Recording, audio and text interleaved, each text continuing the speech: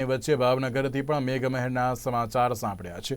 શહેરમાં વરસાદનું જોર મધ્યમ જોવા મળ્યું હતું, ત્યારે આજુબાજુના વિસ્તારમાં પાંચ ટોબરા, રતનવાવ, ફાચરિયાના ગામડાઓમાં વરસાદનું આગમન ધમાકેદાર જોવા મળ્યું હતું। તો આ બાજુ જિલ્લામાં વરસાદ પડવાને કારણે ધરતીપુત્રો વાવણી માટે તૈયાર થઈ ગયા હતા। તો જેસર, ગારિયાધાર, પાલીતાણા પંથકમાં પણ અત્યાર સુધીની સિઝનમાં 5 ઇંચ જેટલો વરસાદ નોંધાયો હતો। જો કે હજુ પણ વરસાદનું જોર વધવાની જાણકારી હવામાન વિભાગ દ્વારા વ્યક્ત કરવામાં આવી હતી।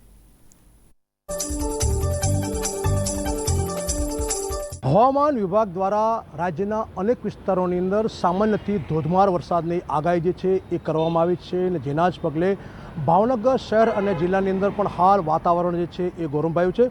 ખાસ વાત કરીએ ભાવનગર શહેરની, તો ભાવનગર શહેરમાં આજે ઝરમર વરસાદ જે છે એ પડ્યો હતો। તો આસપાસના જે વિસ્તારો છે કે તેમાં ધોધમાર વરસાદ જે છે એ પડ્યો હતો।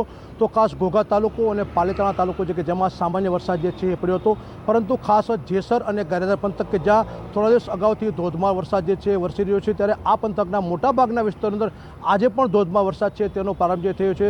રસ્તાઓ જે છે એ નદીઓ બની ગયા હતા, ચોક્કસ લોકો જે છે એ ગેલમાં આવી ગયા હતા, ખેડૂતો વાવણી કાર્યમાં જોડાયા છે। ત્યારે હાલ ભાવનગર શહેર અને જિલ્લામાં સારો વરસાદ છે એ પડી રહ્યો છે।